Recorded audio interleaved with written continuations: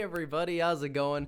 Welcome back to another amazing episode. It's your boy TheBlondeShinigami, and we are back for a very new, like everything else here, is a video that I think you all are going to enjoy, a top 5. Now, top 5s are fun. We get to pick our top 5 characters that we appreciate and like, and today, a very fun start to everything because it's very low risk, high reward. It's going to be the Lieutenants of the Gotei 13. The Lieutenants of the Gotei 13 have been the pillars to the pillars of the Gotei 13 for a very, very long time, where prior to them existing, it was just the captains, and the captains did not F around.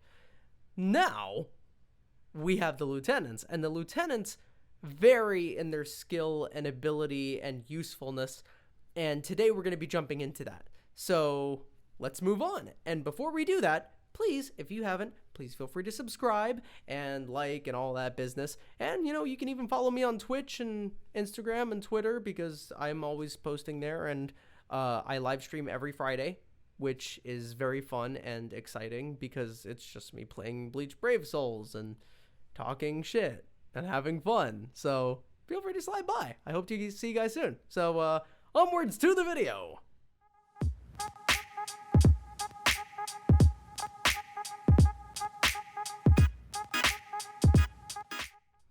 The first person on our list is one that probably has not been mentioned in a lot of other top 5s or top anythings, and it is Akon. I'm just kidding. Akon. Now, Akon is a very, very interesting character. He is the lieutenant to Captain Mayuri in the 12th Division, and that is the research and development area. Now, everybody that exists within that sect of the Gotei 13 are very intellectual people, more akin to scientists than warriors. Now, that being said, most, if not all, of the people within the research and development area don't necessarily have a Zanpakuto, which is why Akon has to be as far down on the list as he is. Now, in the Bleach Brave Souls game, it's clearly evident that he is carrying around a form of bazooka. Now, that bazooka, if that was his Shikai, I think that would be pretty cool, if I'm being fair. Because a bazooka as a Zanpakuto, it's not very often we get a ranged weapon as a Zanpakuto. So I can only assume that that would be a really cool one. Now, if we're being realistic, it probably isn't, but I'm a theorist, so I like doing that, so bite me. And another reason why he is still at low but on this list is because of his contribution to the series. Now, it hasn't been big. It hasn't been gigantic. It hasn't been explosive or huge, or he didn't come onto the battlefield rocking some new type of Zanpakuto that changes the game. No, Akon works in the shadows. He's a very reserved person, but he's very wit and tactical focused. He wants to make sure that when he is being useful, he's being useful. He's making a huge splash, but with little splashes. He's throwing multiple rocks into a puddle and watching the ensuing destruction versus dropping one big puddle and watching the destruction fall downwards. Anyways, I don't really know where I was going with that, but what I do know is Akon in the Soul Society arc was kind of becoming aware of Aizen's plan and was becoming aware of certain things that were happening within the Soul Society. So him, aside from somebody else that we're going to be looking at on this list, had his eye on what was happening and basically started noticing the truth. And in the Soul Society arc, the truth will set you free. And that was something that was very highly focused in that part of the anime. Now, as part of the manga, The 1,000-Year Blood War, he actually had a much bigger role where he was actually able to get Ichigo out of the Garganta after he had fought Kurgeopi. That was, I can't tell you how crazy that panel was, but the fact that he was able to help Ichigo means that he he inherently made a very big impact. And as I mentioned previously, he is not one to pop onto the scene with a huge zanpakuto and be crazy, but he is helpful. He's very smart, he's resourceful, and he's highly tactical. So don't sleep on Akon. Cue the soundtrack and the next character.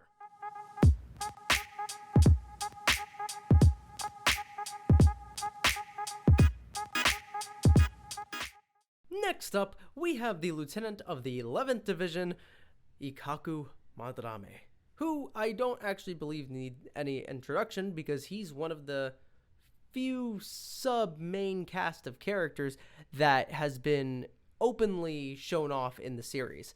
Now, when the Soul Society arc originally came through, he was shown to be one of the first people that Ichigo was going to fight. He was going to be one of like the, fodder characters that he was going to fight, because we all knew that Ikaku wasn't actually going to be like the biggest splashing character. Now, that's not to say we should discount him, because he is he's a durable fighter, and he is very loyal. He's loyal to his allies, he's loyal to his friends, and if you give him enough simple explanation, it will show that he is receptive to that, and he's not peer driven. He's not driven by his peers. He's driven by his own decisions, his own thoughts and opinions on things. So that's one of the reasons why he ends up over here. Also, he's great at talking shit. Ikaku has a tendency to talk a really big game, and he has very few amounts of times when he gets to actually represent that as a character. Now, the first time he did it was against Kenpachi Zaraki, his captain. Well, not his captain at the time, but his captain now. I wouldn't do that if I was him, because even Yachiru, the little girl with the pink hair, that didn't work out very well. She told him, hey, he's agitated right now, don't F with him. I've said that to countless people who wanted to meet my cats. Countless people. And you know how many people listen? Not a lot. Like, oh, I'm great with cats. I'm great with them. Slice. That's the type of shit talking that I'm talking about. He likes to go into a fight, flexing his muscles. Listen, that boy, he doesn't skip any of the days. He works on arm day, leg day, all that shit. And he works hard. So, gotta respect him for his tenacity. However, don't pick a fight you can't win. Please? Can we do that? Can Ikaku please stop picking fights you can't win? His Shikai is a staff with a blade at the end of it. I don't know what the specific name of it is. I probably should have looked it up, but I didn't. And it's a very versatile weapon because it breaks into 3 parts. So that's a very useful tool in itself. However, it is still a staff, and it doesn't make as much of a dent in your enemy as you might think it does. Now, his Bankai is a very different conversation, which is another reason why he's up on this list. He has a Bankai. Not many lieutenants have a Bankai. And probably every lieutenant over here that has a Bankai is on this list, but don't get ahead of yourself here. His Bankai is this huge double sworded thing that has a giant blade hanging over his head that has a dragon lining the side of it, and that dragon that's lining the center of it fills up with this red power Reiatsu, and then when it gets to the top of it, he can swing it around and hit people with it. It's real cool and flashy, but its actual effectiveness is not as prevalent because of the fact that it's big and bulky, and it's just not as strong as something like Senbon Zakura or, Soho Zombie Maru. It's big and it's flashy, but it is not as effective as it could be if you are to practice it more. But another reason he's as low on the list, he doesn't show people his Bankai. He doesn't want people to see his Bankai. I guess he's a little shy of it. Ironic, huh? Anyways, on to the next one.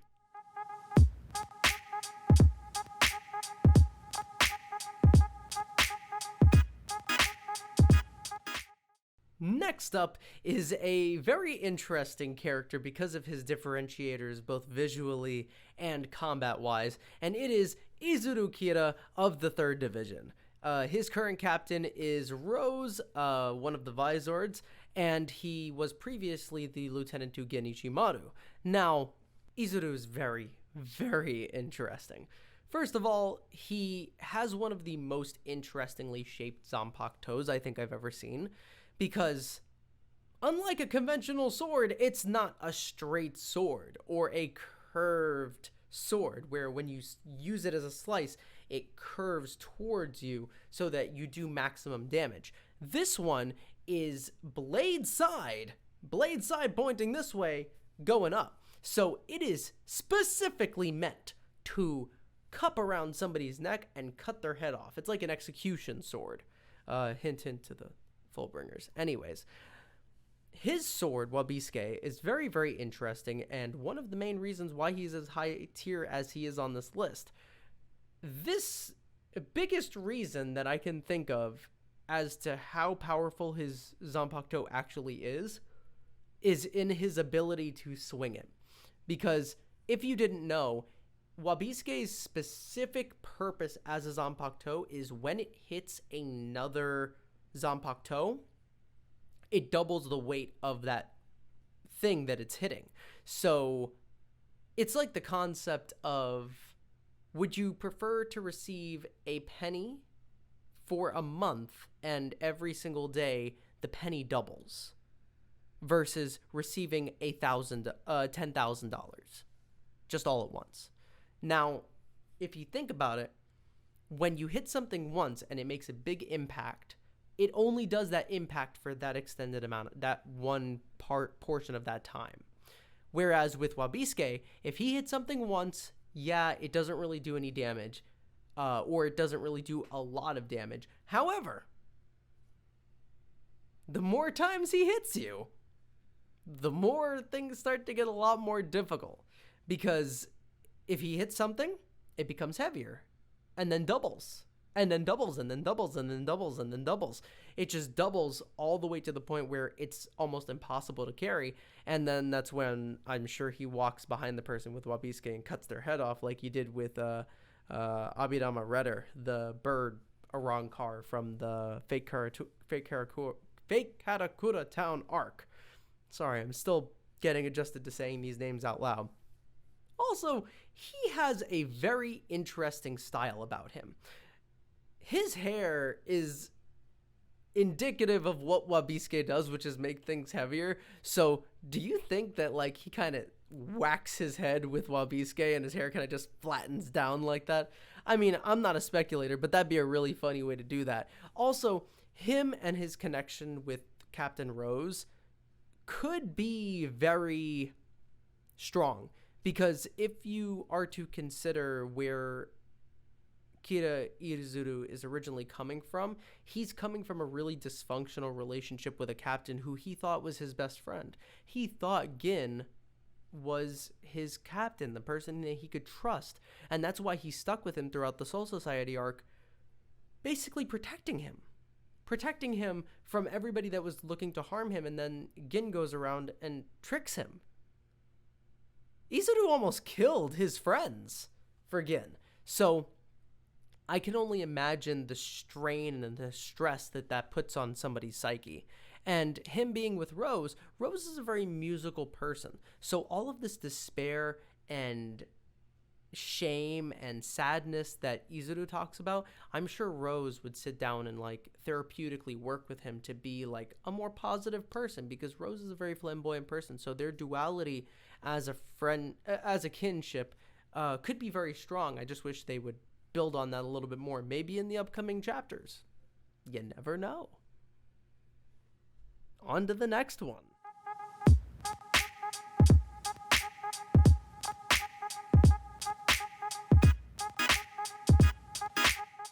Up next is definitely a fan favorite character that we all know and love. It is Renji Abarai. Now, Renji's very, very interesting, as his whole style as a as a person in the Gotei 13 is very colorful and very stylized and cool, as he's always found wearing different types of goggles and headbands, and he's got these really cool tattoos on his forehead. He really sets a standard for like how Bleach is very good at stylizing characters and making them different and interesting in their own rights. Tite Kubo, I feel, could just make clothing for a living, and I think we'd all just be perfectly fine with that. I feel like we'd all just be wearing shows all over the place, because this style by itself is indicative of why everybody likes Bleach as much as they do, because the style is really there. But not only that, his representation in the story of Bleach is big and huge, but not from the very beginning. He was there right after the beginning of the Karakura Town arc, where Ichigo was introduced to Uryu and was building stronger relationships with Chad and Orihime, and ultimately, at the end of the day, he was a Soul Reaper. So at the end of this whole arc, when they were coming to take Rukia, him and Byakuya, which, by the way, he's the lieutenant of the 6th Division, Renji took Rukia with Byakuya and took her away to the Soul Society, and ultimately they ended up putting her to a death sentence, which by itself not cool, because first of all, Byakuya, it's your little sister. You adopted her. You put her life in your hands. Bad move, man. But he had too much pride, and he wasn't going to budge. Now, Renji changed that. Renji helped change that. Ichigo was ultimately the person who changed Byakuya's perspective on everything. But Renji had a huge hand in that. Renji fighting Ichigo was huge, because that was one of the first gigantic fights we got between two Shinigami. Two Shinigami that were about to have like a real actual battle. And this is where Renji realized the concept of fighting for what you care about, fighting for who you care about, and not just fighting because of your blind sense of duty. Because for anybody that could attest to this, when you risk your life for something, it's not just because you're loyal to it blindly. You're loyal to this practice or this concept because they or it has done something for you to show its value, to show its relevance in your life, to show that it is worth fighting for. And Renji ultimately, towards the end of the series, spoiler, ends up marrying Rukia, because Rukia was one of the closest companions that he had throughout his entire life, and he showed his cherishment of her by marrying her and by being with her, side by side, especially throughout the entire series. Renji was fun and vibrant and cool, and when Renji showed up, man, he always made a splash. He always showed up, and he's here to mess shit up. He's here to make moves. And one of the biggest times that this happened, which is the one that I love the most, is when Renji shows up in the 1,000-Year Blood War with his new reinforced Bankai Soho Zombie Maru and just decimates Must the Masculine. Put him down, baby. Just killed him. And he did it with swag. He did it with swagger. And I love Renji for those many reasons, as well as everything else. Remember, he also achieved a true Bankai. So he figured out how to master his Bankai. That is amazing. That's amazing in itself. And he's still a lieutenant. Think about that. He's not even a captain yet, and he has mastered his Bankai. So let's just give him props for just that by himself, while also being a huge contributor to the entire series by always making sure he's there for his friends. On to the next one.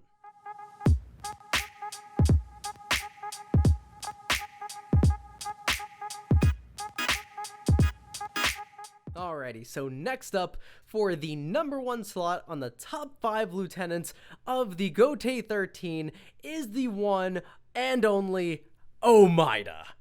Nah, I'm just kidding. It's Hisagi Shuhei, everybody. First of all, let's call it out. His Zanpakuto is just really, really interesting. Originally, he was Kaname Tosen's lieutenant, and now he is Kensei Muguruma's.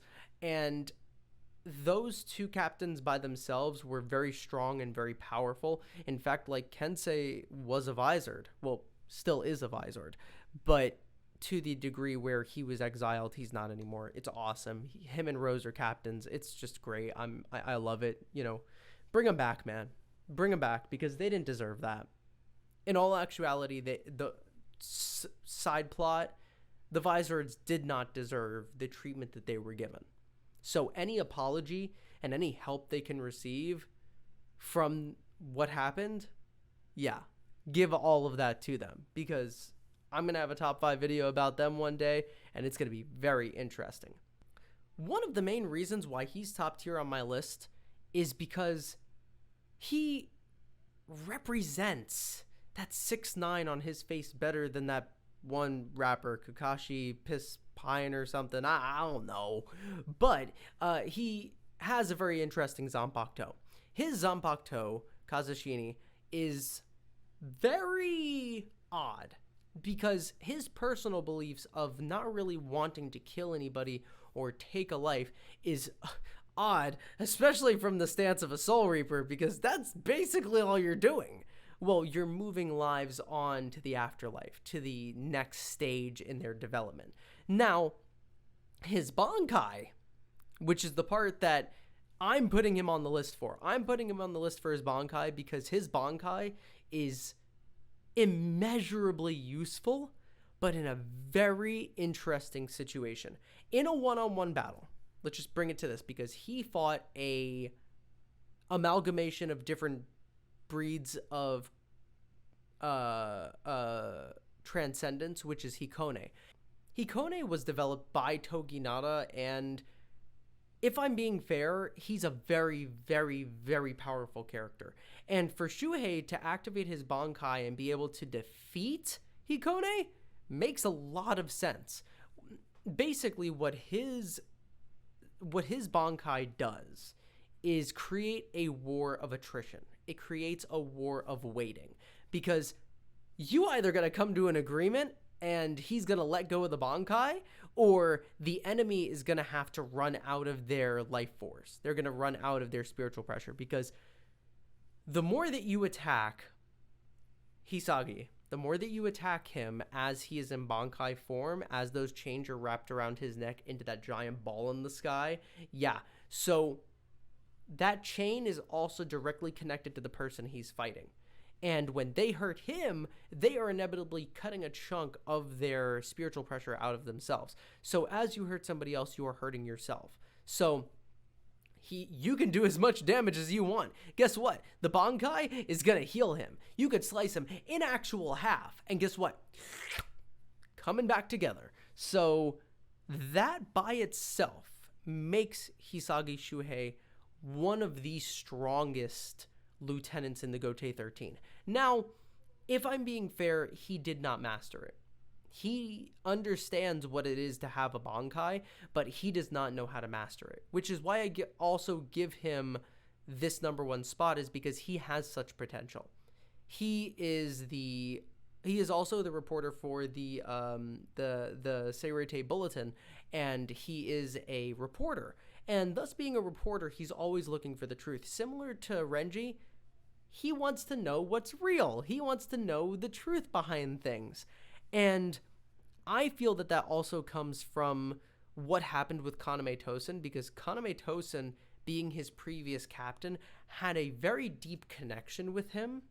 And when he betrayed the Soul Society, that was it was boggling for him, because he did not expect somebody who he's been a very good friend to for a very long time to just turn on him like that. So we gotta give Hisagi Shuhei the #1 mark because he has such a great potential for when he does become a captain that I can only imagine the power that he's going to be able to yield using his Bankai and his Shikai in continuation. So there it is. Everybody, I appreciate you stopping by and watching this video all the way to the end. I hope you enjoyed the top 5. If you have any objections, statements, or even if you agree with what I'm saying, please put it down in the comment section below. Send me a like, send me a subscribe. Let's get this channel going, because as the Bleach community and the Bleach manga comes back, we're going to come back with a splash. And it's important to have these discussions and talk about what's happening with these characters and who these characters are, as you can never learn enough about them. All of these characters that I've just listed are interesting, are creative, and are unique in their own many different ways. So I hope to talk about this much more in the future. I hope to see you all very soon. And hey, feel free to follow me on Instagram, Twitter, Twitch. I'm going to be streaming sometime tonight as well. So I hope to see you all very soon. Stay safe and healthy. And this is the Blonde Shinigami going out.